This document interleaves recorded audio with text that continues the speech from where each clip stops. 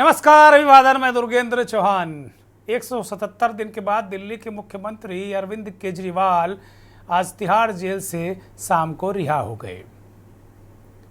एक राजनेता को क्या उसके राजनीतिक अधिकारों, उसके सामाजिक दायित्वों से क्या जनता के चुने हुए जनप्रतिनिधि को उसके जनता से उसकी जनता से दूर रखना सही है? आरोप भी है कि सत्ताधारी दल ने अपने राजनीतिक हितों के लिए एजेंसियों का दुरुपयोग किया और केजरीवाल को जेल हुई। एक मामले में जमानत तो मिली, लेकिन दूसरे मामले में सीबीआई ने उन्हें गिरफ्तार कर लिया था। इसी कारण वो रिहा नहीं हो पाए और इतने दिनों के बाद एक बार फिर केजरीवाल की जमानत पर बहस हुई, सुनवाई हुई, बहुत सारी चीज़ें हुई। तो क्या जानबूझकर पीएमएलए एक्ट में सरकार उन्हें जेल में डालने रहना चाहती थी?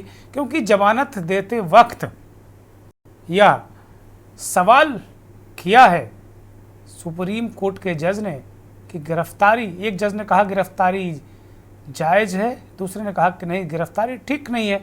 लेकिन टाइमिंग को लेकर दोनों जजों ने सवाल उठाए हैं कि यह टाइमिंग क्यों हुई है। तो लोकसभा चुनाव के दरमियान भी उन्हें जमानत मिली थी, लेकिन अंतरिम और प्रचार करने के लिए उसके बाद सीबीआई ने उन पर फिर केस कर दिया था। जैसा कि मैंने बताया, वो अंदर चले गए और उसके बाद लगातार ये सारी चीज़ें होती रही। लेकिन आज अरविंद केजरीवाल जब जेल से छूट गए हैं तो बहुत सारे इसके मायने हैं।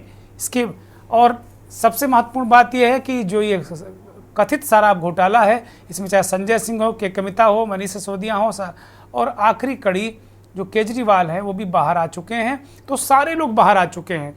तो क्या ये जानबूझकर किया गया था? सुप्रीम कोर्ट ने जमानत देते वक्त कहा कि जमानत देना अधिकार है, जमानत प्राप्त करना अधिकार है और जेल में रखना अपवाद। बहुत बड़ी टिप्पणी सीबीआई पर भी कही है सुप्रीम कोर्ट ने। सुप्रीम कोर्ट ने कहा कि सीबीआई को अपनी तोते वाली छवि से निकलना होगा। आपको याद होगा डॉक्टर मनमोहन सिंह की यूपीए की सरकार में जस्टिस लोढ़ा ने कहा था कि सीबीआई तोता है। तो क्या इतने वर्षों के बाद भी ये एजेंसियां अभी भी सरकारों का तोता मैना बनी हुई हैं? ये भी बड़ा सवाल इस जमानत का जो आदेश है उसमें उठा है। केजरीवाल को सशर्त जमानत दी गई है और ये कहा गया है कि वो सचिवालय नहीं जाएंगे, फाइलों में दस्तखत नहीं करेंगे, गवाहों से कोई बात नहीं करेंगे और किसी फाइल पर दस्तखत नहीं करेंगे। हाँ, कोई जनहित की फाइल होगी तो लेफ्टिनेंट गवर्नर जो दिल्ली के हैं, एलजी साहब, उनसे अनुमति लेकर वो दस्तखत कर सकते हैं। तो अगर नटसेल में ये कहा जाए कि केजरीवाल को जमानत मिली है, दिल्ली के मुख्यमंत्री के अधिकारों को सीमित रखा गया है।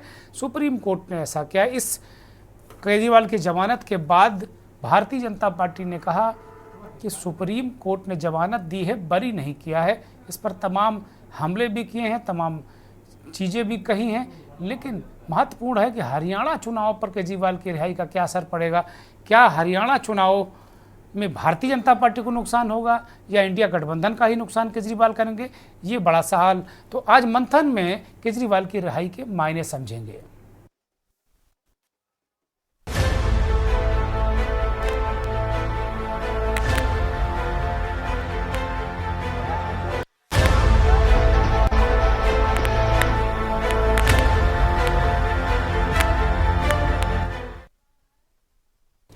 तिहाड़ जेल से बाहर आते ही अरविंद केजरीवाल ने क्या कहा, वो बहुत महत्वपूर्ण है। सुनिए। सबसे पहले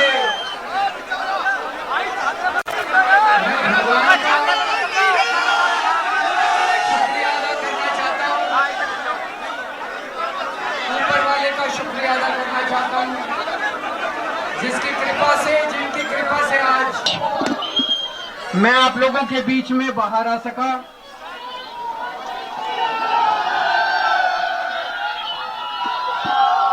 मैं उन लाखों करोड़ों लोगों का शुक्रिया अदा करना चाहता हूं। लाखों लोगों ने मन्नत मांगी, लाखों लोगों ने दुआएं की, आशीर्वाद भेजे, प्रार्थना की, मंदिर गए, मस्जिद गए, गुरुद्वारे गए। उन सब लोगों का मैं शुक्रिया अदा करना चाहता हूं।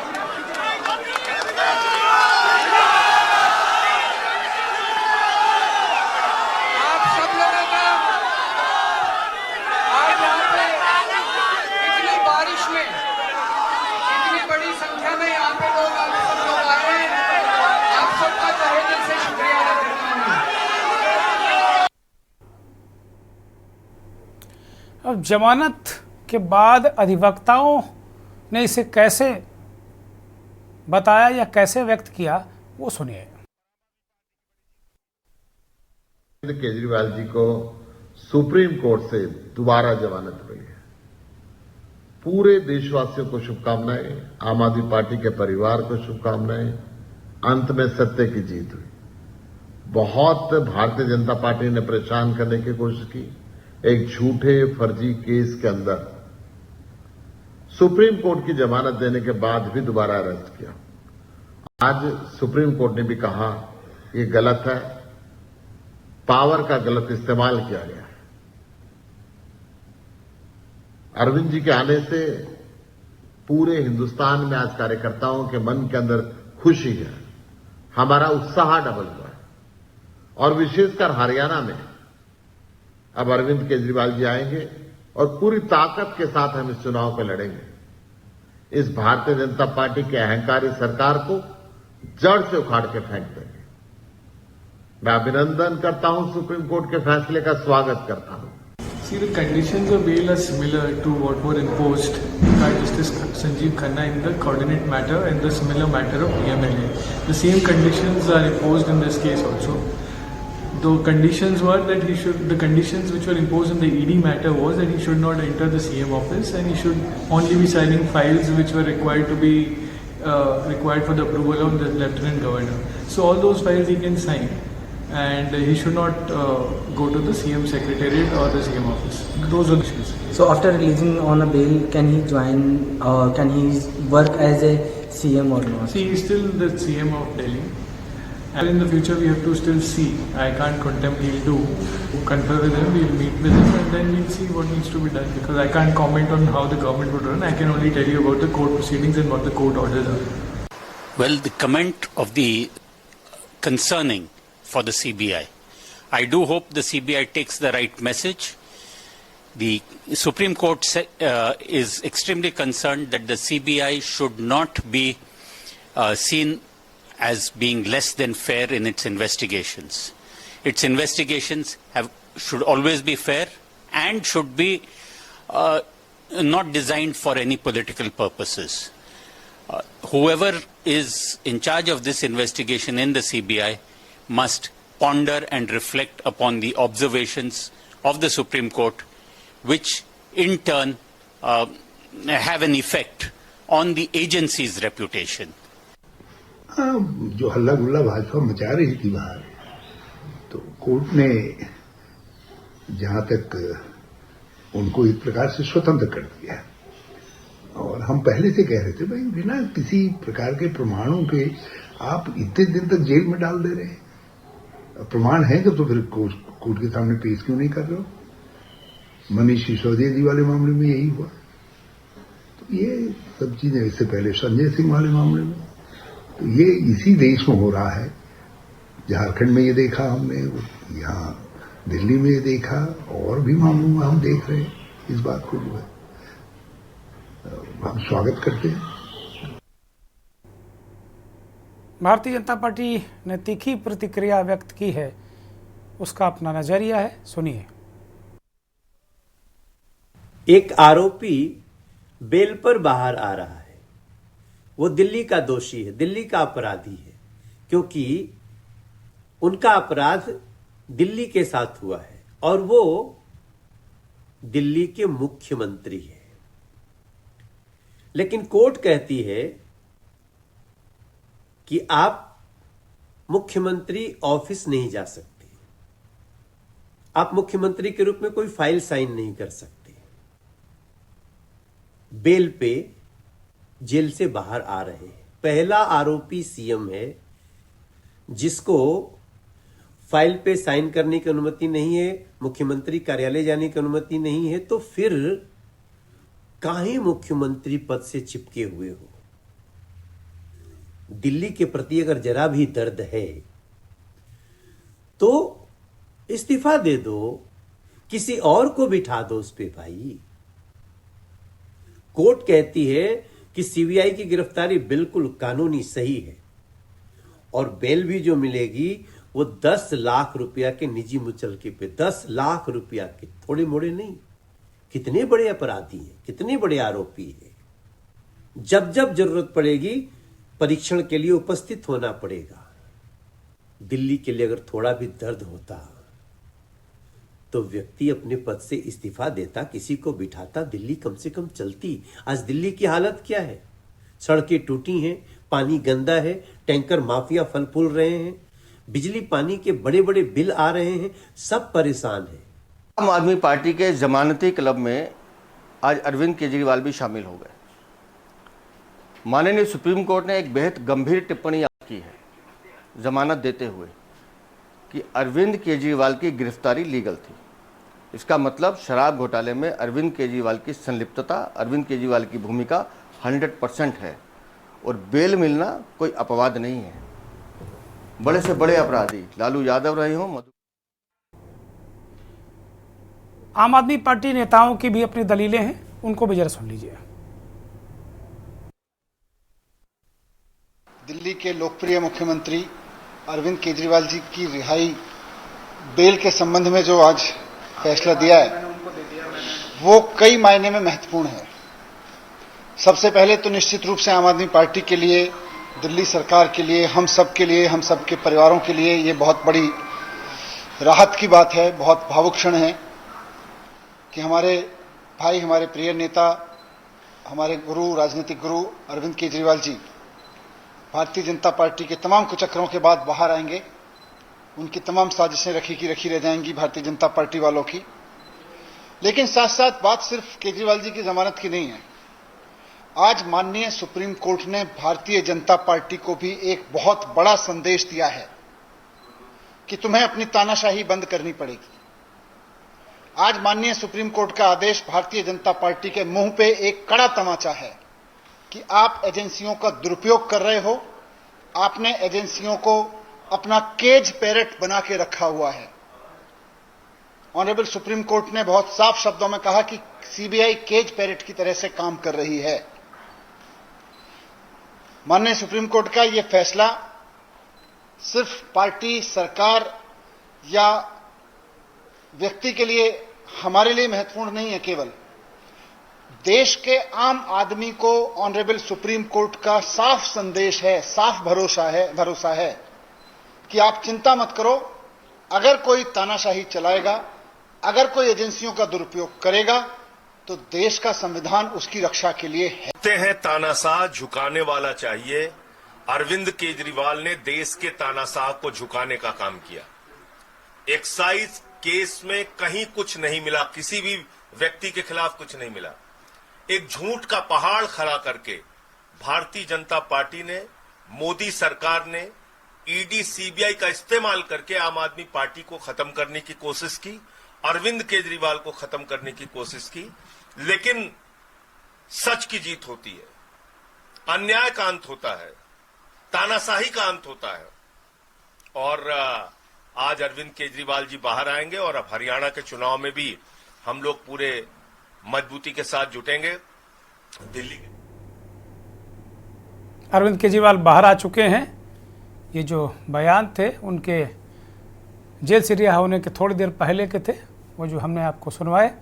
अरविंद केजरीवाल अब बाहर आ चुके हैं और वो उन्होंने महत्वपूर्ण ये है कि उन्होंने मास्टर चांदगी राम, जो बहुत विश्वविख्यात पहलवान थे, उनके अखाड़े से लेकर अपने घर तक रोड शो किया है। तो मास्टर चांदगी राम के अखाड़े से रोड शो करने का मतलब अपने ये बहुत बेहतरीन तस्वीरें हैं, सीधे तस्वीरें हैं। राघव चड्ढा उनके गले लग रहे हैं, अपने प्रिय नेता के साथ में गले लग रहे हैं। राघव चड्ढा आम आदमी पार्टी के सांसद हैं।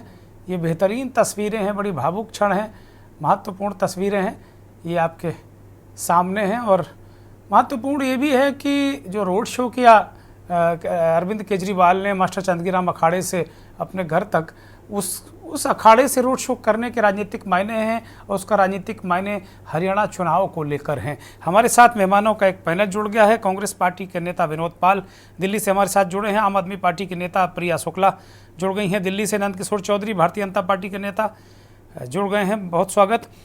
महेंद्र सिंह वरिष्ठ पत्रकार हैं, तनुज दीक्षित अधिवक्ता सुप्रीम कोर्ट हैं और जाने माने राजनीतिक विश्लेषक डॉक्टर ओम सुधा हमारे साथ जुड़ गए हैं। बहुत स्वागत, बहुत धन्यवाद, बहुत आभार सभी का। आम आदमी पार्टी के नेता से हम इस चर्चा की शुरुआत करेंगे। प्रिया जी, केजरीवाल जी ने कहा कि उनका कतरा कतरा इस देश को समर्पित है, इस देश के को समर्पित करेंगे। वो लगातार लड़ाई लड़ रहे हैं, लड़ाई आगे भी लड़ते रहेंगे। केजरीवाल जी का अंदाज ऐसा था कि लग रहा था उन्होंने कोई बहुत राष्ट्रीय स्तर अंतर्राष्ट्रीय स्तर का कोई काम उन्होंने किया है और बहुत बड़ी जंग उन्होंने जीती है, जबकि जमानत हुई है, वो आरोपी हैं। प्रिया जी, तो आपका शुक्रिया बुलाने के लिए, मौका देने के लिए। और बेशक बतौर आम आदमी पार्टी का नेता, बतौर आम आदमी पार्टी की कार्यकर्ता, हम सब के लिए, यहाँ के पार्टी के एक सदस्य के लिए आज बहुत खुशी का दिन है। और जैसा आप कह रहे हैं कि मानो कि अरविंद केजरीवाल ने राष्ट्रीय स्तर का कोई वो किया हो, बिल्कुल इसको इस तरह से देखिए कि अरविंद केजरीवाल जो बोलते हैं वो करते हैं, और ये आवाज आज की नहीं है। मतलब आप देखिए, अरविंद केजरीवाल बनना अपने आप में आज के दौर में चुनौती हो चुका है, खासकर तब जब 2014 के बाद इनके नेता कहते हैं कि आजादी भी 2014 के बाद मिली है। उस दौर में एक 10 साल की, जिसकी पार्टी का जन्म ही 10 साल 11 साल का महज हो, उस समय में बड़े बड़े पार्टियों पर जब हमले होते हैं सर, तो बचाना बड़ा मुश्किल हो जाता है। और ऐसे टाइम में पार्टी को बचा के रखना, एक भी लीडर्स नहीं बिकने देना और पार्टी परिवार को एकजुट रखना, सरकार भी चलाना, पहली बार ऐसा किसी ने सोचा भी नहीं होगा कि जब अरविंद केजरीवाल ने कहा कि जेल से भी सरकार चलाएंगे, उसके लिए जनमत लिया गया, जनता से पूछा भी गया, उसके लिए पूरी वोटिंग हुई। तो बिल्कुल आज के दौर में जब गला घोटा जा रहा है लोकतंत्र का, लगातार संविधान पे खतरा मंडरा रहा है, लगातार विपक्षों की आवाज बंद की जा रही है, गला घोटा जा रहा है, ऐसे में जब अरविंद केजरीवाल इस चुनौती को लेते हैं, स्वीकारते हैं और लड़ते हैं, तो बिल्कुल ही कोई छोटी घटना नहीं है। मुझे लगता है ये भी एक ऐतिहासिक घटना है। जैसे हम अभी भी अपने इतिहास में कुछ चीजों को पढ़ते हैं तो आज हम कहते हैं कि उस समय में ये हुआ था, ये घटनाएं भी दर्ज हो रही है। किसी पार्टी का जिस पार्टी की उम्र ही 11 साल हो, 12 साल हो, उस टाइम में बड़े बड़े लीडर्स को जेल में डाल देना, जो फर्स्ट फ्रंट की लीडरशिप है वो सारी जेल में हो जाना, और थर्ड लीडरशिप, फोर्थ लीडरशिप तक भी बात, मतलब ये लोग थमते नहीं है वहां पर भी। अभी देखिए हाल ही के दिनों में हमारे एक बहुत महत्वपूर्ण लीडर अमानुल्लाह खाकुर ने जेल में डाल दिया, मनीष सिसोदिया को जेल में डाल दिया था इन्होंने, संजय सिंह को इन्होंने जेल में डाल दिया, विजय नायर को जेल में डाल दिया। तो ये क्या कम छोटा बात है? तो मुझे लगता है कि एक तो अरविंद केजरीवाल और हम जो बतौर कार्यकर्ता है, हमसे ज्यादा महत्वपूर्ण देश है। और ऐसी स्थिति में जब लोकतंत्र की आवाज को बुलंद करने वाले लोग पर हमला होता है और अरविंद केजरीवाल बाहर आते हैं, तो ये छोटी मोटी नहीं बल्कि बहुत बड़ी जीत की तरह देखा जाना चाहिए। और रही बात केस की, तो केस में बेल ही तो मिली है, तो सर केस चलने के दौरान बेल ही तो मिल सकती है, और मिलेगा क्या? नहीं, बहुत सारे प्रिया जी, बहुत सारे रिस्ट्रिक्शन लगाए हैं। अगर यूं कहा जाए कि अरविंद केजरीवाल को जमानत मिली है, मुख्यमंत्री को जमानत नहीं मिली है, मुख्यमंत्री के सारे अधिकार बहाल नहीं किए हैं सुप्रीम कोर्ट ने। मजाक की तो बात वही है, कंडीशंस होती हैं, कोर्ट की अपनी प्रक्रिया होती है। उसको अगर कोर्ट की ही बात कर रहे हैं, अभी मैंने कुछ स्टेटमेंट सुने, तो ये सबसे बड़ी शर्मनाक है कि आज कोर्ट भी कह रहा है, जब लोअर कोर्ट ने जब बेल दिया था उसमें जो टिप्पणियां हुई थी उसको देखने लायक था। साफ तौर पे बोला गया था कि ईडी बायस रोल अदा कर रहा है, साफ तौर पे बोला गया था कि किसी प्रकार के कोई प्राइमरी एविडेंस नहीं पाए गए हैं। क्या वो महत्वपूर्ण टिप्पणियां नहीं थी जो आज फिर से कोर्ट ने बोला कि ईडी को और सीबीआई जिस तरीके से तोता की तरह बंद करके रखा जा रहा है, जिस तरह से इस्तेमाल किया जा रहा है, दुरुपयोग पर जो उन्होंने टिप्पणी करी है, क्या ये इससे बड़ी गंभीर टिप्पणी नहीं? तो कहने का मतलब है, देखिए जब केस ट्रायल होते हैं तो कंडीशंस कोर्ट लगाती हैं, उन कंडीशंस का भी हम स्वागत करते हैं और उसका भी हम आगे समय आएगा, ट्रायल चलेगा, ट्रायल तो चले।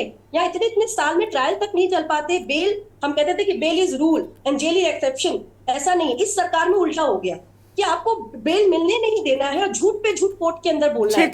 ठीक है, मैं इसी नोट पर नंदकिशोर चौधरी को लेता हूँ।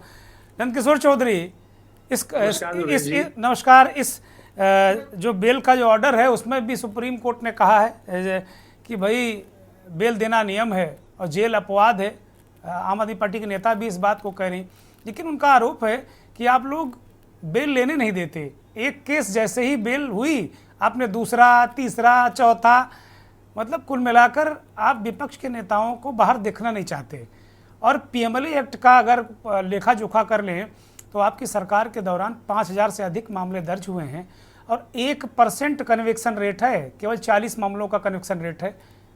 तो ऐसे देश की सरकार चलेगी, ऐसे एजेंसियां चलेंगी। और सुप्रीम कोर्ट ने कहा कि भाई तोता है, जैसे कांग्रेस पार्टी पाले हुई थी तोता मनमोहन सिंह की सरकार में, आपने उसको और अच्छे से पाल लिया, दाना पानी खिलाते रहते हैं। सर देखिए, पहले तो ये तय करना बहुत जरूरी है कि मीठा मीठा हमारा हमारा, करवा करवा तुम्हारा तुम्हारा, ये राजनीति जो कर रही है केजरीवाल की पार्टी और केजरीवाल साहब, सबसे पहले तो ये बंद होना चाहिए। संविधान खतरे में आ जाता है जब इनके हिसाब से जब बेल नहीं मिलती, संविधान खतरे में आ जाता है, सत्य परेशान हो जाता है जब इनके कंडीशनल के हिसाब से सुप्रीम कोर्ट या कोई भी कोर्ट की बॉडी, एसओएस, जहां तक आपको पता है कि सर एसओएस सेशन कोर्ट से लेकर सुप्रीम कोर्ट तक, सेशन कोर्ट से लेकर सुप्रीम कोर्ट तक में केजरीवाल साहब को निर्दोष नहीं बताया गया है। सर जमानत एक प्रक्रिया है जो मिलती है। लालू यादव जी वही तो नहीं लेने देते आप, उसी में तो अड़ंगा डालते हैं आप कि अंदर रखे रहो, अंदर रखे रहो, सालों साल अंदर रखे रहो, वही तो काम करते हैं आप लोग। तो चलेगा नहीं। अब जब इनको कंडीशनल बोलने दीजिए, प्रिया शुक्ला उन्हें बोलने दीजिए, मैं समझ अपनी बारी में इनकी कंडीशनल चालू होती है। पहले तो एक बारी जब आपने बोला मैं आपकी बात सुन रहा था, पहले मेरी बात सुनिए, उसके बाद प्रिया उनको बोलने दीजिए, प्रिया शुक्ला, प्रिया बोलने दीजिए उनको, बोलने दीजिए। जब आप अपनी बात पूरी करिएगा, पहले मेरी बात पूरी करने दीजिए। प्रिया शुक्ला बोलने दीजिए, डिबेट का तरीका नहीं है, बोलने दीजिए। जब इनको अपने हिसाब की राजनीति करनी होती है तब इनको सत्य पराजित हो जाता है, जब इनके हिसाब से काम नहीं होता तो झूठ, मतलब सब चीजें पैरेलल बॉडी है, इसमें सुप्रीम कोर्ट की टिप्पणी पर मेरी कोई हैसियत नहीं है। बोलने दीजिए प्रिया, उनको बोलने दीजिए, उनको बोलने दीजिए, उन्होंने डिस्टर्ब नहीं किया आपको, आप बोलने दीजिए उनको, बोलिए। देखिए सर, संविधान की सबसे पैरेलल बॉडी सुप्रीम कोर्ट सबसे उच्च स्तर पर है, उस पर मैं कोई टिप्पणी नहीं करना चाहता, ना हमारी कोई औकात है ना हैसियत है कि हम सुप्रीम कोर्ट की टिप्पणी पर कोई टिप्पणी करें। दूसरी बात, जहां तक है सीबीआई की जहां तक बात है, तो सीबीआई कोई ऐसी बात नहीं है, पहले भी ऐसा मामला हुआ है, जो उचित लगा है उनको न्यायाधीशों को तो उन्होंने उस पर टिप्पणी करी है। आप एजेंसियों का दुरुपयोग करते हैं, सारे विपक्षी नेताओं को जेल में डालते हैं, राजनीतिक हितों को साधते हैं, ये क्यों भूल जाते हैं आप? ये सरकार की पैरेलल बॉडी है, इसमें हमारा ये कोई पार्टी की बॉडी नहीं है। जो इस पे कानूनी जो चल रही है उसमें दोषी अभी भी केजरीवाल साहब हैं, ज्यादा खुश होने की जरूरत है नहीं। ये सर कंडीशनल बेल है, कंडीशनल बेल है, इसके अंदर बहुत सारे पॉइंट्स हैं जब वो मुख्यमंत्री के तौर पर साइन नहीं कर सकते। कंडीशनल बेल देखकर आप खुश हो जाइए, कंडीशनल बेल से आप खुश हो रहे हैं, नैतिकता के आधार पर इस्तीफा दे देना चाहिए। मतलब बेल कंडीशनल है, आपको आपकी खुशी के लिए पर्याप्त कारण है। साइन नहीं कर सकते, जब वो सचिवालय नहीं बैठ सकते तो उनको मुख्यमंत्री के तौर पर वो उनको जब अपने ऊपर विश्वास ही नहीं, उनको पार्टी के किसी कार्यकर्ता पे विश्वास नहीं, जब वही मुख्यमंत्री है साहब जिन्होंने कहा था कि एक अगर आरोप लग जाए तो तुरंत राजनीतिक पार्टी के कोई भी कार्यकर्ता उसको इस्तीफा दे देना चाहिए। बातों को तो छोड़ दीजिए, राजनीति में ना आपके यहाँ कहीं नहीं है, राजनीति में सब चीजें जा चुकी है। मुझे एक ब्रेक पर जाना है, मैं ब्रेक पर जा रहा हूँ। अब राजनीति में वो बातें अलग, सुचिता उचिता तो गई बिल्कुल तेल लेने, अब कोई सुचिता उचिता है नहीं कि भाई दूसरे से आप उसी इस्तीफा मांगते हैं सुचिता के नाम पर और खुद इस्तीफा देते नहीं है। तो राजनीति से सुचिता, मुझे लगता है शब्द को हटा देना चाहिए। एक ब्रेक।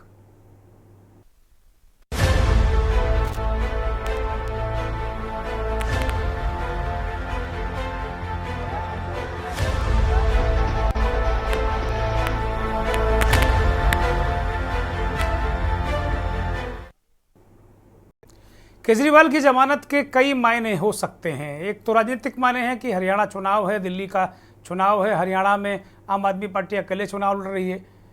सवाल ये है कि वो बीजेपी को ज़्यादा नुकसान करेंगे या कांग्रेस पार्टी को ज़्यादा नुकसान करेंगे, क्योंकि कांग्रेस से उनका समझौता नहीं हो पाया है। एक और परसेप्शन ये हो सकता है कि जो शराब घोटाले में सारे नेता जेल से बाहर आ गए हैं, तो क्या जो एजेंसियों के दुरुपयोग का आरोप लगाते हैं केजरीवाल और विपक्षी दल, क्या उसके खिलाफ कोई लड़ाई तेज होने जा रही है? इस तरीके के कई मायने हैं, कई राजनीतिक मायने हैं, और भारतीय जनता पार्टी के लिए केजरीवाल हरदम आंख की किरकिरी रहे हैं, इसमें भी कोई शक नहीं है। तनुज दीक्षित अधिवक्ता सुप्रीम कोर्ट भी हमारे साथ लगातार जुड़े हैं, मेहमानों का पैनल है, तनुज की तरफ रुख करेंगे। तनुज दीक्षित, दो बड़े महत्वपूर्ण बातें कही, एक तो बेल को लेकर जो टिप्पणी की है सुप्रीम कोर्ट ने, और दूसरा जो सीबीआई को लेकर की है, वो एग्जैक्ट टिप्पणी क्या है, उसके क्या मायने हैं, जरा दर्शकों को बताइए। देखिए, सुप्रीम कोर्ट ने आज 177 दिन के बाद दिल्ली के मुख्यमंत्री अरविंद केजरीवाल को जमानत प्रेषित दी है। इसमें से 21 दिन वो ऑलरेडी एंटरिम बेल पर बाहर रहे हैं। जी बोलिए, जी बोलिए, बाकी लोगों की आवाज बंद की जाए भाई। कौन लोग बीच में कहाँ डिस्टर्ब हो रहा है? बोलिए तनुज, बोलिए।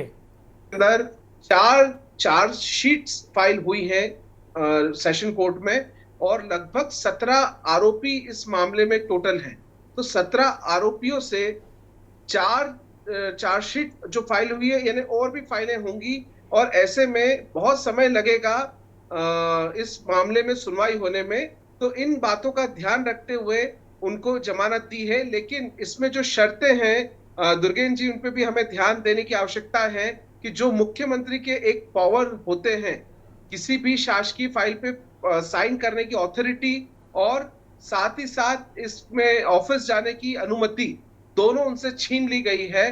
तो कहीं ना कहीं ये संकेत है कि आने वाले समय में अरविंद केजरीवाल जी को स्वतः ही इन मामलों के चलते इस्तीफा देने की आवश्यकता पड़ेगी फ्यूचर में, ऐसा मुझे लगता है। जी नहीं, मैं आपसे ये समझना चाहता हूं कि सीबीआई को लेकर क्या टिप्पणी है, एजेंसियों को लेकर क्या टिप्पणी है, गिरफ्तारी की टाइमिंग को लेकर क्या टिप्पणी, उसके क्या मायने हैं?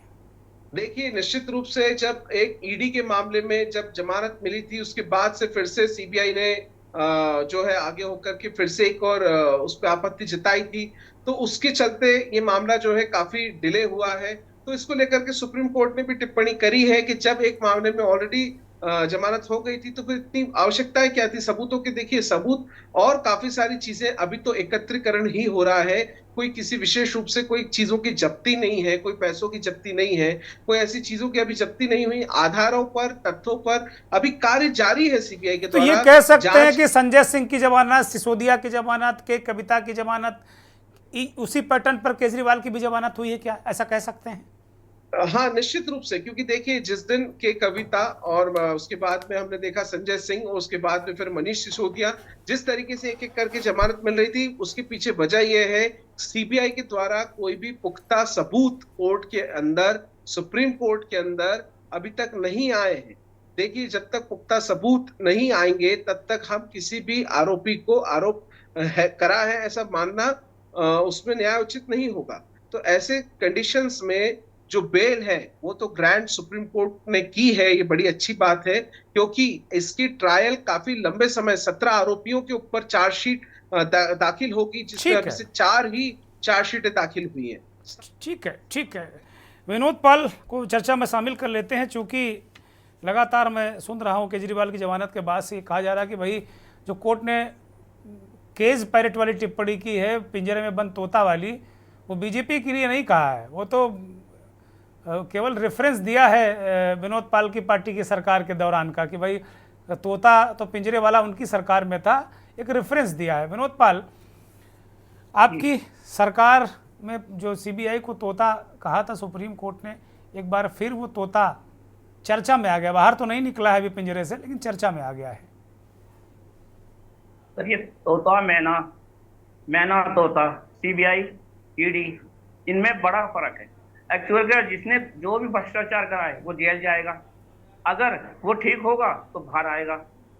बेल देना, लेकिन कुछ न कुछ तो जो जेल में बंद रहे, तो 22 दिन केजरीवाल जी बंद रहे, कुछ न कुछ तो उनका पास होना चाहिए और होगा भी। ऐसा किसी आम आदमी तो है नहीं सीएम, हमारे यहाँ को आम आदमी सीएम तो है नहीं, केजरीवाल सीएम है। तो इनको जो बेल मिली है या ट्रिब्यूनल छोड़ा है, ये तो वही बता सकते हैं। हम तो संविधान को मानते हैं, संविधान के साथ हैं, लेकिन जो तोता मैंने कहानी है, जो 2000 मनमोहन सिंह की सरकार में तोता मैंने होता, आज फिर तोता मैंने ये कहां से आ गया? ये तो तानाशाही की सरकार चल रही है और तानाशाही पूरे देश में चल रहा है। जो तानाशाही करेगा एक दिन समय उसका भी गलत आएगा। ये जनता है, जनता। केजरीवाल की जमानत से आप खुश हैं कि आपको टेंशन हो रही कि हरियाणा में केजरीवाल प्रचार करेंगे तो आपको दिक्कतें आएंगी? आप खुश हैं या चिंता में हैं? 5 सीट दे रहे थे, लेकिन ये अपने आप ही करते हैं जो भी करते हैं, लेकिन हम खुश नहीं है। हमारे तो वहाँ कम से कम 70 सीट के आसपास हरियाणा में आ रही है, एक तरफा हम जीत के आ रही हैं। वहाँ एक तरफा सीट हमारी हरियाणा अरे में आ आपके रही है। गठबंधन के नेता हैं, कम से कम लड्डू वड्डू बांट दीजिए, खुश हो जाइए भाई। आम आदमी पार्टी के सारे लोग वो कर रहे हैं कि आप लोगों का भी गजब खेल है। केजरीवाल से समझौता भी करेंगे नहीं भी करेंगे, पूरी तरह आपके किसी नेता ने आज बधाई नहीं दी उनको। क्या तरीका है आप लोगों का भाई? कांग्रेस तो मतलब लग रहा है असमंजस में ही रहेगी पूरी जिंदगी। नहीं ऐसा कुछ नहीं, ये तो 8 अक्टूबर को पता चल जाएगा। हरियाणा में जीत के आ रहे हैं, बेल मिले इनसे हमें कुछ फर्क नहीं पड़ना। केजरीवाल से हमें अच्छा, कुछ मतलब नहीं, उनका आप जनाधार- खुशी के 2 शब्द भी नहीं बोल सकते केजरीवाल के लिए, ऐसे गठबंधन के साथी हैं आप। नहीं ऐसा वो तो गठबंधन, इंडिया गठबंधन है, लेकिन गठबंधन तोड़ने वाले कौन है? यही है। इनको हम हरियाणा में 5 सीट करेंगे, लेकिन उन्होंने क्या कहा? तो ये समझौता होने से पहले अपनी लिस्ट इन्होंने निकाल दी है, तो हम क्या कर सकते हैं? लेकिन हरियाणा हम जीत के आ रहे हैं। नहीं, तो वो कह रहे हैं हम पूरी ताकत से लड़ेंगे। अब सुशील गुप्ता जो हरियाणा के अध्यक्ष हैं आम आदमी पार्टी के, वो कह रहे थे हमारा शेर आ गया है, हम पूरी ताकत से लड़ेंगे, आप लोगों को हैसियत बता देंगे, राजनीतिक हैसियत क्या है बीजेपी और कांग्रेस की। सर ये तो पिछली बार भी लड़े थे, पिछली बार इनको 1% वोट मिली थी, और जितने भी वहां कैंडिडेट, अरे आपको हरा देंगे ना, वो गुजरात में आपको हरा दिया उन्होंने, आपको हरा देंगे। पंजाब में आपसे छीन ली सत्ता, वो ये तो ताकत है केजरीवाल में ना। आज राहुल गांधी को देखो कितनी मेहनत कर रहे हैं, आज हर जगह कांग्रेस की कुंजी हो रही है। तो सर कांग्रेस तो दोबारा देश पर राज करेगी, हमारे आने वाले टाइम पे राहुल गांधी पीएम बनेंगे। अच्छा, मतलब आप लोग माला रट्टे पड़े हो गए और राहुल गांधी पीएम बनेंगे। भाई प्रिया शुक्ला ये कह रहे हैं कि उनको कोई फर्क नहीं पड़ता है और आप लोगों को 1% वोट मिला था। मतलब कैसे साथी हैं आप लोगों के भाई? ये तो आज के दिन भी खुश नहीं हो रहे हैं। नहीं, मुझे लगता है कि ऐसी बात नहीं है। बहुत सारे बड़े स्तर के नेताओं की आपसी बातचीत गठबंधन के दौरान भी होती रही। मुझे लगता है राजनीति में एक स्वस्थ परंपरा है, और पहले भी गठबंधन हुए, बीजेपी भी कोई अकेले नहीं बैठी है। गठबंधन जब माहौल देखा, परिस्थिति का, जो हमने बार बार बोला कि संविधान, जो कि सभी अगर बात करेंगे, जो भी थोड़ा सा लोकतंत्र को इज्जत देता है, वो इस बात को अच्छे से समझ रहा है। मुझे लगता है आप भी इस बात को अच्छे से समझ रहे होंगे कि देश में इससे ज्यादा बुरा दौर कभी नहीं रहा। मतलब एक टाइम में हम लोग कहते थे कि घोषित आपातकाल था, अभी हम बार बार कहते हैं कि अघोषित आपातकाल है। तो ऐसी स्थिति में अगर हमें संविधान को बचाना पड़ेगा, तो हम अपने बहुत से, जो अरविंद जी भी कहते हैं कि जरूरत पड़ेगी, कार्यकर्ताओं को बार बार हमें वो कहते हैं जरूरत पड़ेगी तो टोपी उतार देना और देश को चुन लेना। तो हमने हमेशा देश को चुना है, और अरविंद जी उन्हीं में से एक व्यक्ति हैं। मतलब आप लोग हरियाणा में टोपी उतारने के लिए तैयार हैं? हरियाणा में टोपी उतारने जा रहे हैं आप लोग? टोपी उतार के किनारे करो, बीजेपी को हराओ। ये बातचीत चलती है। जी जी जी, कुछ कह रहे हैं आप? मैंने कहा कि टोपी हरियाणा में उतारने जा रहे हैं क्या आप लोग बीजेपी को हराने के लिए? आप मेरी बातों को गलत इंटरप्रिटेट कर रहे हैं। मुझे लगता है आप पूरी बात नहीं सुन रहे। मैं कह रही हूँ कि देखिए, ये पॉलिटिकली जो डिस्कोर्स होते हैं ये होते रहते हैं, बातचीत होती रहती है, कहीं बनती नहीं बनती वो अलग चीज है। वो भी पॉलिटिकल पार्टी, उन्हें भी चुनाव लड़ना है, हम भी पॉलिटिकल पार्टी, हम ठीक है। प्रिया शुक्ला, मैं आऊंगा डॉक्टर ओम सुधा को चर्चा में लेता हूँ। थैंक यू, आप बनी रहिए लगातार। डॉक्टर ओम सुधा, केजरीवाल की रिहाई के मायने हम आज तलाशने बैठे हैं। बहुत सारे मायने हैं, बहुत सारी चीज़ें हैं। एक तो मुझे मोटे तौर पर यह दिख रहा है कि ईडी और सीबीआई इसको लेकर जो एक लंबी बहस छिड़ रही है, बहुत आरोप लगते हैं, उस पर आज सुप्रीम कोर्ट ने भी कोई टिप्पणी की है, और एक तरीके से विपक्ष नैरेटिव सेट करने की कोशिश करेगा आने वाले चुनाव में कि ये विपक्षियों को जबरदस्ती पीएमएलए एक्ट के तहत जेल में डालते हैं, उनको रोकते हैं, उनकी जमानत नहीं होने देते हैं। एक ये बड़ा महत्वपूर्ण विषय मुझे दिख रहा है। दूसरा, हरियाणा को लेकर क्या आप देख रहे हैं केजरीवाल के बाहर आने के बाद? डॉक्टर ओम सुधा।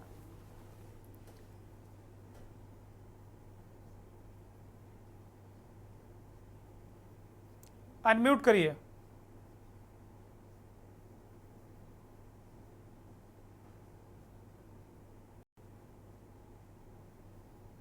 डॉक्टर साहब सुन नहीं पा रहे आपको जी? हाँ बोलिए। आ रही है आवाज? हाँ बोलिए बोलिए।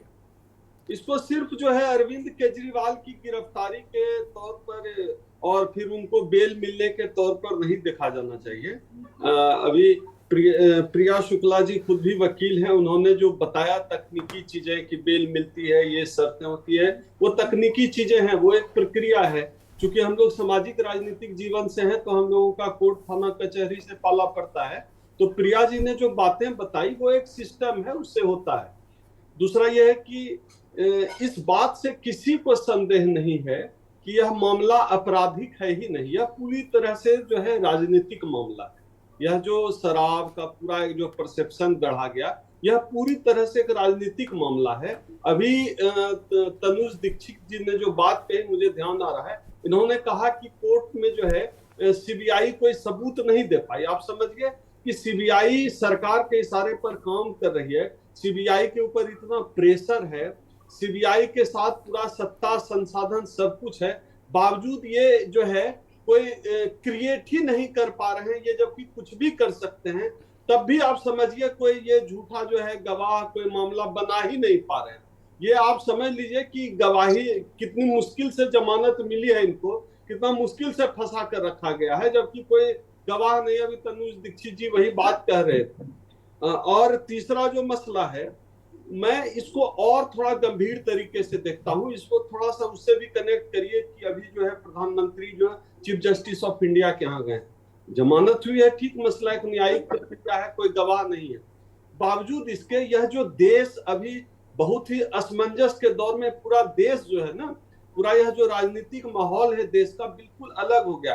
खास तौर पे 2014 के बाद आपने अपने इंट्रो में ही कहा कि अभी ब्रेक लेते हुए आपने कहा कि राजनीति से शुचिता शब्द को ही हटा देना चाहिए। यही मैं भी यही बात कर रहा हूँ। आप सोचिए कितनी बेशर्मी से भारतीय जनता पार्टी के लोग अरविंद केजरीवाल का जो है इस्तीफा मांग रहे हैं, हेमंत सोरेन का इस्तीफा मांग रहे थे, शर्म आती ही नहीं है भाई। मणिपुर हो गया इतना बड़ा, प्रधानमंत्री क्यों नहीं इस्तीफा दे रहे हैं, गृह मंत्री क्यों नहीं इस्तीफा दे रहे हैं? इतने रेल हादसे देश में सिलसिलेवार तरीके से हुए, रेल मंत्री ने इस्तीफा दिया।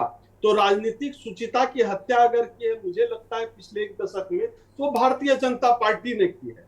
और अरविंद केजरीवाल के जहां तक आपने असर से जुड़ा सवाल पूछा, मुझे लगता है कि डैमेज बहुत ज्यादा हो गया इतने दिनों में, बहुत आसान नहीं होगा डैमेज कंट्रोल करना, चूंकि अरविंद केजरीवाल सूझबूझ वाले समझदार नेता हैं, बावजूद इसके डैमेज बहुत ज्यादा हुआ है। और हरियाणा का जो माहौल दिख रहा है, जिस तरह से जो है कांग्रेस के पाले में गेंद, फिलहाल तो दिख रहा है कि कांग्रेस का पलड़ा मजबूत है, लेकिन भाजपा तो कमजोर हो चुकी है हरियाणा में, सबको दिख रहा है और ये सच्चाई भी है। खासतौर पे यह जो पहलवानों को लेकर, जाट वोटों को लेकर भी फेल हो गई, दलित वोट बैंक को लेकर भी दलित वोट तो पूरी तरह खिसक ही गई है भाजपा से, तो हर मोर्चे पर हरियाणा में फेल है। अब अरविंद केजरीवाल के लिए बहुत कम समय बचा है कि वो हरियाणा में जो है स्टेब्लिश करके उस लड़ाई को लड़े। बहुत डैमेज बहुत हो गया है आम आदमी पार्टी का, इसमें कोई संदेह नहीं। लेकिन इस पूरे मसले में मैं जिस बात के ऊपर ध्यान आकृष्ट करता हूँ वो है कि तमाम संवैधानिक संस्थाओं को कमजोर किया गया। और आज जो है सुप्रीम कोर्ट ने भी जो टिप्पणी की है वह बहुत गंभीर मसला है। आप समझिए कि सुप्रीम कोर्ट कह रहा है, इसका मतलब आप समझ रहे हैं कि सुप्रीम कोर्ट इस मामले की तरफ भी इशारा कर रहा है कि तुम कोई सबूत गवाह नहीं दे पाए, चूंकि इसी मामले में टिप्पणी कर रहे हैं। इसका मतलब है यह मामला तो सीधे तौर पर मुझे लगता है कि सुप्रीम कोर्ट ही इस मामले को फेक बता रही है और बता रही है कि राजनीतिक इशारे पर यह मामला दर्ज किया गया है। तो यह पूरा मसला इसी तरह दिखता है। मुझे भाजपा की पोल खोल हुई है यह दिखता है, लेकिन देश का लोकतंत्र सुरक्षित नहीं है जिस तरह से संवैधानिक संस्थाओं को भारतीय जनता पार्टी की सरकार ने तोड़ा। ठीक बात है। मैं महेंद्र सिंह को चर्चा में शामिल करता हूं। महेंद्र सिंह, अभी कई पहलू इसके मायने डॉक्टर ओम सुधा और बाकी जो पूर्व वक्ताओं ने बताए। मैं एक बात जानना चाहता हूं कि अभी केजरीवाल तिहाड़ जेल से निकले और फिर वो मास्टर चांदगी राम अखाड़े से उन्होंने एक रोड शो किया। इस रोड शो का कोई इशारा है हरियाणा को लेकर? मास्टर चांदगी राम हरियाणा कनेक्शन कोई इस चुनाव को लेकर आपको दिख रहा है? और दूसरा, जो सीबीआई को लेकर या एजेंसियों को लेकर सुप्रीम कोर्ट का रुख रहा है, इसको किस तरीके से हम देखें समग्र रूप से? दुर्गेश जी, बिल्कुल मास्टर चांदगी राम बहुत बड़ा नाम है और हरियाणा में स्पोर्ट्स को लेकर के बहुत क्रेज है, और खासतौर पर कुश्ती। और जिस तरीके से अभी विनेश जीत के आई हैं और वो पूरा उनके आप अगर देखेंगे कि पूरा हरियाणा सड़कों पर उतर आया था, तो एक तरीके से इसका बड़ा क्रेज है। और उन्होंने जानबूझ के बहुत रणनीतिक तौर पर उन्होंने मास्टर चांदगी राम अखाड़ा चुना है, वहां से उन्होंने रोस्टो नहीं। वो मैसेज देना जा रहे हैं साफ तौर पर कि हरियाणा के चुनाव में अब अरविंद केजरीवाल पूरे जोर शोर के साथ आने वाले हैं, पूरी रणनीति उनकी तैयार है। सुनीता केजरीवाल ऑलरेडी चुनाव के मैदान में है, रैलियां कर रही हैं वो।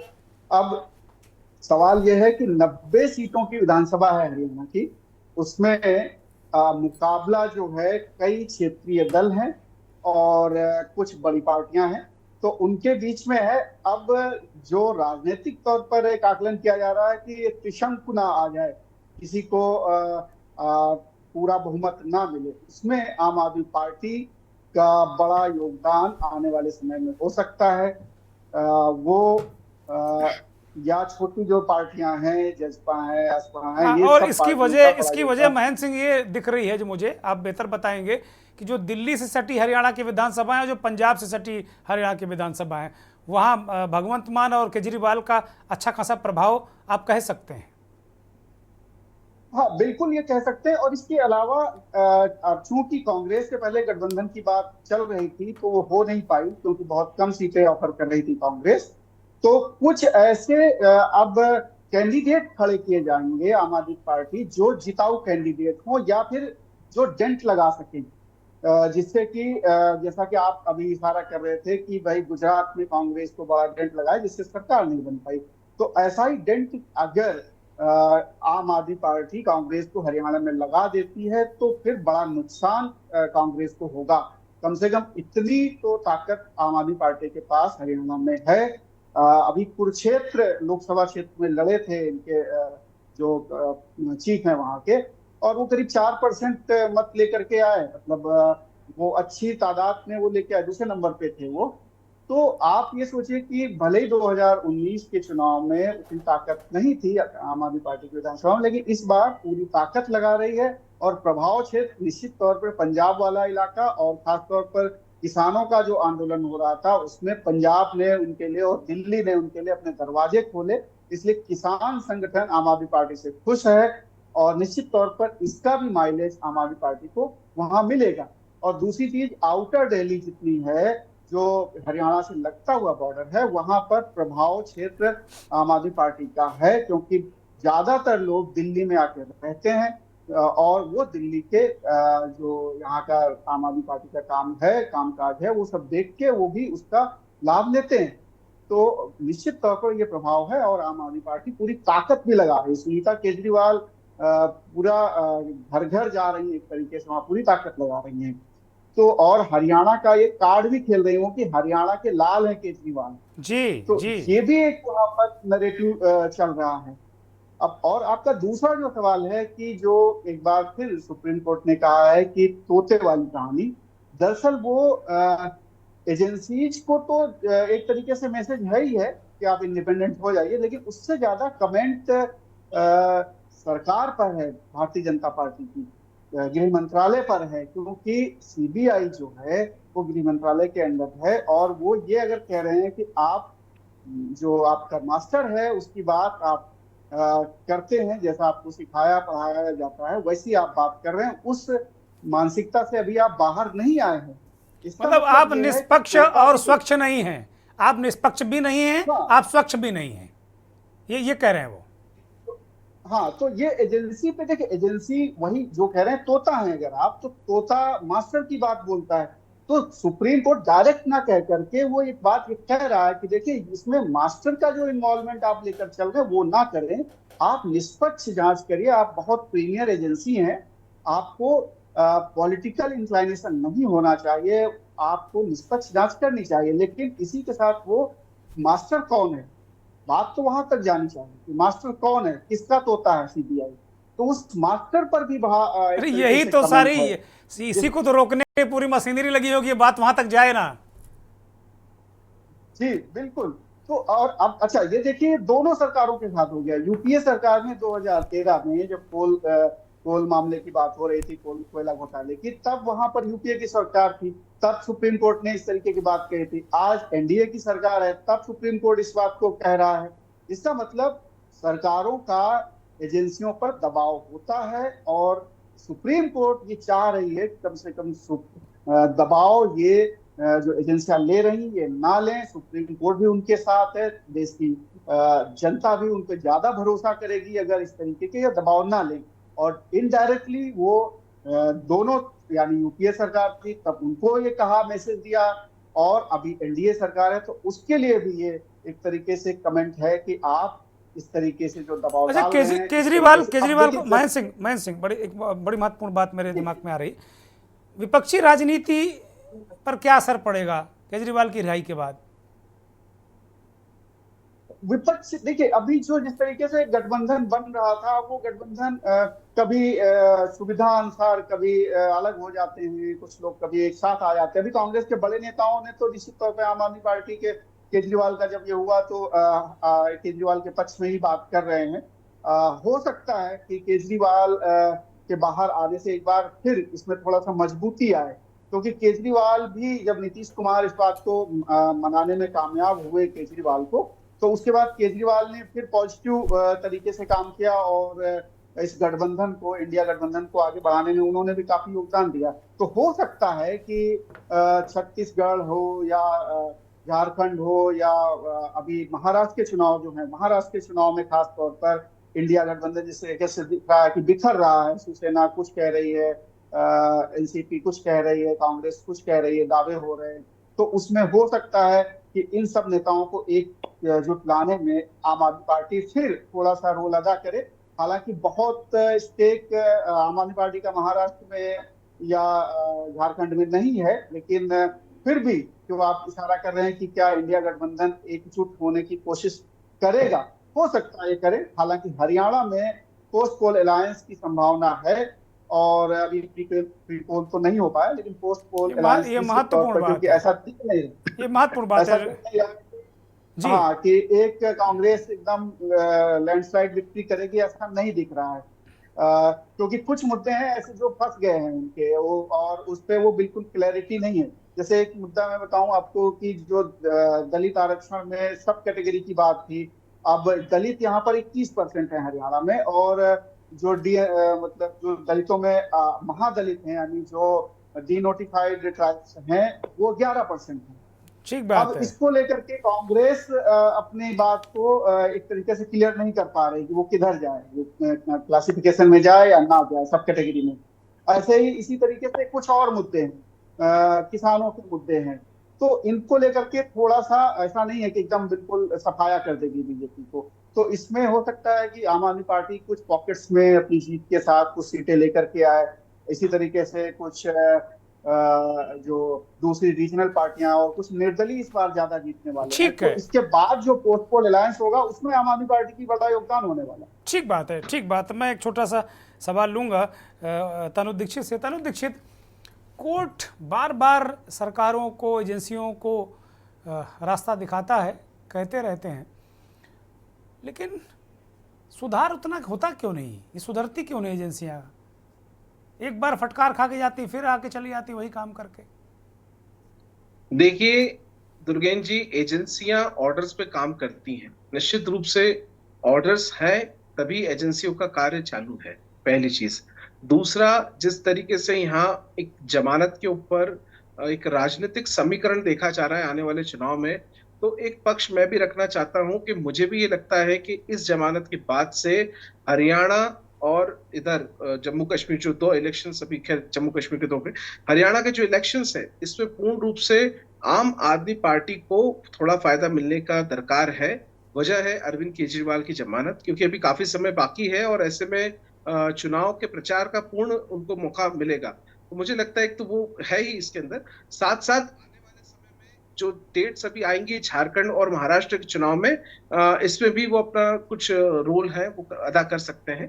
हालांकि अभी जो सबसे बड़ी महत्वपूर्ण चीज ये है कि जो एजेंसियां हैं, इनकी जो कार्यशैली है एजेंसियों की, ये पूर्व निर्धारित है और जो एजेंसियां हैं वो अपने हिसाब से कार्य करती हैं। एजेंसियों को जांच करने के लिए भी केस सौंपा जाता है और केस आने के दौरान ही वो इस केस को आगे बढ़ाती भी हैं, उसमें चार्जशीट भी फाइल करती हैं, उसमें कौन कौन आरोपी वो भी ढूंढती हैं, और यही एजेंसियों का काम होता है। तो ऐसे में एजेंसियों को जो फटकार इसलिए भी लगी है क्योंकि मैंने आपको कहा इस मामले में, शराब घोटाला मामले में साक्ष्यों की कमी है, कोई जब्ती नहीं है। ऐसे में अभी ट्रायल लंबा चलेगा और यही एक बहुत बड़ा आधार है फटकार के लिए भी माननीय सर्वोच्च न्यायालय के द्वारा, सुप्रीम कोर्ट के द्वारा, कि एजेंसियां भी अगर कोई चीजें पेश कर रही हैं तो तथ्यों के आधार पे करें, सबूतों के आधार पे करें, मजबूती के साथ करें। ऐसा ना हो कि न्यायालयों का समय और जो जनता में, समाज में जो संदेश जा रहा है वो व्यर्थ जाए। ठीक बात है, ठीक बात है। एक छोटी सी टिप्पणी मैं लूँगा नंद किशोर से। नंद किशोर, ये बहुत सारी चीज़ें एक तरीके से सिस्टम को बेपर्दा कर दिया सुप्रीम कोर्ट ने। कहा कि भाई बिना जब्ती, बिना सबूत आप ला के बंद कर दे रहे हैं एक चुने हुए मुख्यमंत्री को, डिप्टी सीएम को, सांसद को, एमएलसी को, किसी को बंद कर देंगे तो कहाँ लोकतंत्र बचा भाई?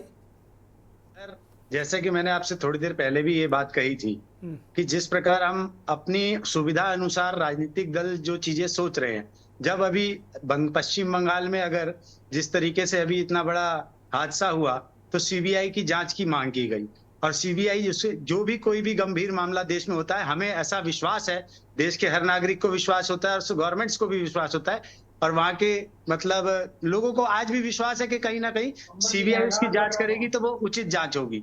तो मुझे लगता है कि ऐसा भी कह देना ये बिल्कुल गलत है। जिसके ऊपर ये बात चल रही है, ये तथ्य बिल्कुल अजीब तरीके से आज से जो चर्चा चल रही है, ये अपने सुविधा अनुसार, यही कांग्रेस पार्टी सुप्रीम कोर्ट के वकील हैं, वो कहाँ सुविधा देख रहे हैं? वो आपकी न पार्टी से ना उनकी पार्टी से हैं। वो तो कह रहे हैं कि तथ्य ही नहीं है, फर्जी मुकदमा लेकर आ गए आप, मुकदमे में दम ही नहीं है कुछ।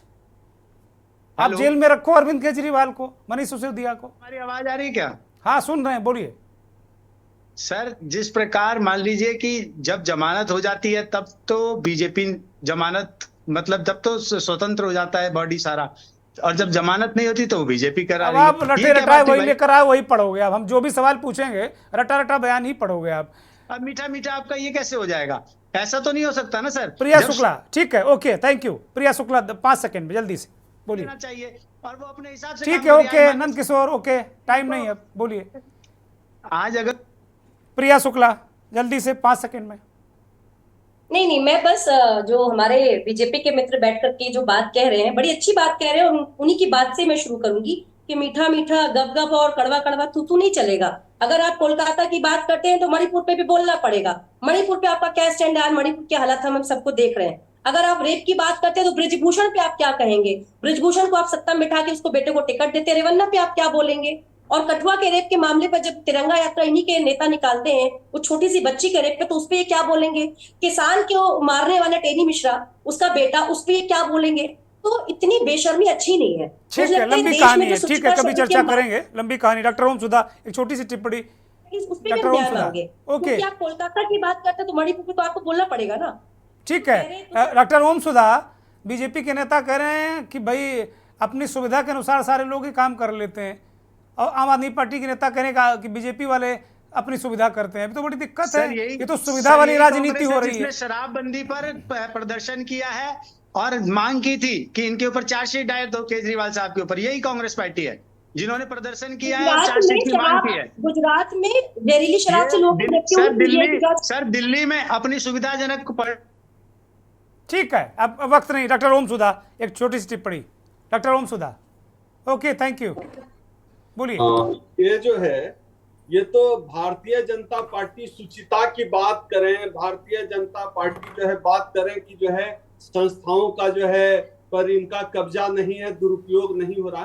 मुझे लगता है कि आज के शो का जो है सबसे हास्यास्पद टिप्पणी यही है, और देश की जनता टीवी देख रही होगी, सब लोग हंस रहे होंगे। अच्छा है कि भारतीय जनता पार्टी कह रही है कि वो ईडी सीबीआई का दुरुपयोग नहीं करती। हंसने के लिए इन्होंने अच्छा मसाला दिया। बहुत धन्यवाद सभी मेहमानों का, डॉक्टर ओम सुधा, प्रिया शुक्ला, नंद किशोर चौधरी, महेंद्र सिंह, तनु दीक्षित। बहुत धन्यवाद उन दर्शकों का जिन्होंने इस कार्यक्रम को देखा और अपना स्नेह और आशीर्वाद दिया। वास्तव में सवाल अगर उठाया है सुप्रीम कोर्ट ने एजेंसियों पर, तो उनको ये दाग धोलना होगा, क्योंकि अगर तोता कांग्रेस की सरकार में थी सीबीआई, तो बीजेपी और एनडीए की सरकार में भी तोता है। तो ये तोता पिंजड़े से कब निकलेगा और जनता की बात कब बोलेगा, न्याय की बात कब बोलेगा? बहुत शुक्रिया, नमस्कार।